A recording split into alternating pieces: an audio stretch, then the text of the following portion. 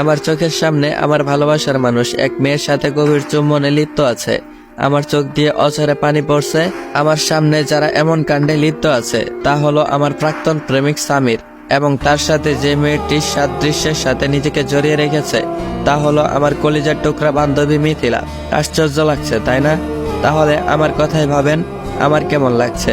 তারা আমার সামনে এইভাবে জড়িয়ে ধরে একে অপরকে উজাড় করে ভালোবাসছে। আমি ইসরাতুল ইসলাম রাহি, অনার্স প্রথম বর্ষে পড়ছি সাইকোলজি নিয়ে। আমার বয়স 19। আমার বাবার একমাত্র পুতুল। আমার বাবার নাম রুবেল ইসলাম। মাকে জ্ঞান হবার পরই পাইনি।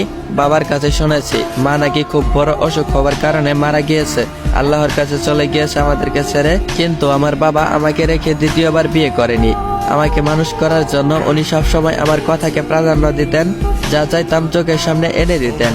কিন্তু আল্লাহ দিছিলাম না কখনোই। আমার বাবা কোম্পানিতে ম্যানেজার ডিরেক্টর পদে আছেন। আমার বাবা আমার চোখ মুখ পরে বুঝে নেয় আমি কি চাই। যে আমার সামনে চুমু দেখাতে ব্যস্ত সে আমার প্রেমিক। দুঃখিত, আমার প্রাক্তন প্রেমিক। আমার সাথে তার 3 বছরের সম্পর্ক। সেই এসএসসির পর থেকে আমরা রিলেশনে ছিলাম। আমার মনে হতো দুনিয়াতে আমাকে সবচেয়ে যদি কেউ ভালো বুঝে তাহলে সে হলো সামির। আর আমার বান্ধবী মিথিলা, তারাও যে একে অপরকে এতটা ভালোবাসবে তা আমার জানা ছিল না। তো কেমন লাগছে আমাদেরকে একসাথে দেখে? নিশ্চয়ই খুব মানিয়েছে তাই না? সামির এই কথাটা বলে মিথিলার ঠোঁটে আরেকবার শব্দ করে চুমু খেলো। মিথিলা বলল, ধৈর্য ধরো বেবি, এখন আমার বেস্ট ফ্রেন্ড তোমার এক্স দাঁড়িয়ে আছে তোমার সামনে, সান্ত্বনা দাও। মিথিলা রাহিকে খোঁটা মেরে কথাটা বলল। সামির বলল, শোনো, তোমাকে 3 বছর ধরে বেডে আনার চেষ্টায় ছিলাম, কিন্তু তুমি ইমোশনাল ফুলের মতো। আমার এই কামনাকে ভালোবাসা হিসেবে ধরে নিয়েছো তুমি। তুমি যা দিতে পারো নাই তা আমাকে মিথিলা দিয়েছে। দেখেছো, কে বলবে এই তোমার কলিজার টুকরা বান্ধবী। সামির এই কথা বলে অট্ট হাসিতে ফেটে পড়লো। সামির আজকে আমাকে এখানে ডেকেছে বিয়ের প্রপোজাল দিবে এই জন্য। আমিও খুশি মনে নাচতে নাচতে এখানে চলে এসেছি। কিন্তু আগে থেকেই তারা প্রি প্ল্যান করে আমার চোখে আঙ্গুল দিয়ে দেখিয়ে দিল যে আমি সত্যিই একটা ইমোশনাল ফুল। সামির হাঁটু গেড়ে মিথিলাকে বিয়ের জন্য প্রপোজ করলো। রাহি চলে যেতে লাগলে মিথিলা তাকে আটকে দাঁড়ালো। বেস্ট ফ্রেন্ড তার এক্সের থেকে বিয়ের প্রপোজাল পাচ্ছে, সে কিনা তার না দেখেই চলে যাচ্ছে। নট ফেয়ার বলেই আমার হাত শক্ত করে চেপে ধরে তাদের প্রপোজাল দেখালো।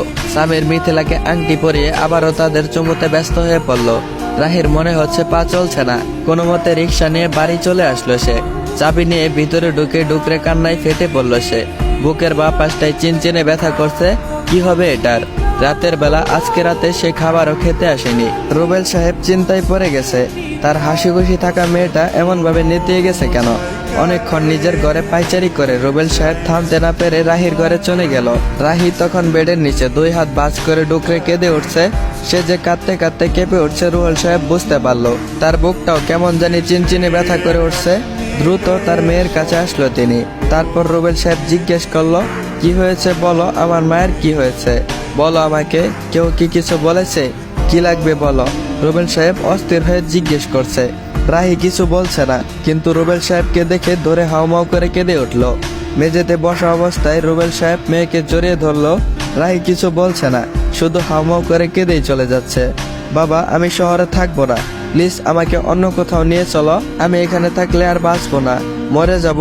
প্লিজ বাবা, এইখান থেকে আমাকে নিয়ে চলো। রাহি তার বাবাকে ধরে কাঁদতে কাঁদতে বলল কথাগুলো। রুবেল সাহেব বলল, যাবো মা, আমি 7 দিনের মধ্যে নিজের বদলির ব্যবস্থা করছি, চিন্তা করিস না তুই একদমই। রুবেল সাহেব রাহিকে এইসব বলে সান্ত্বনা দিতে লাগলো। রাহি অনেক বড় ধাক্কা খেয়েছে, নয়তো কখনো এই শহর ছাড়ার নাম নিত না। তার মেয়ে যা চাইছে তাই দিবেন উনি। 7 দিন পর বাবা ঠিক বদলি নিয়ে চলে এলেন সিলেটে। সিলেটে আমাদের একটা ফুপি আছে, ওনার বাসার নিচতলাতে আমি আর বাবা উঠলাম। বাবা মেয়ের মতো নিজের সংসার সাজালাম। এইভাবেই 1 বছর কেটে গেল। জানালার গ্রিল ধরে আমি আকাশের দিকে তাকিয়ে আছি। তখন বাইরে একটা জায়গায় চোখ যেতেই আমি চমকে গেলাম।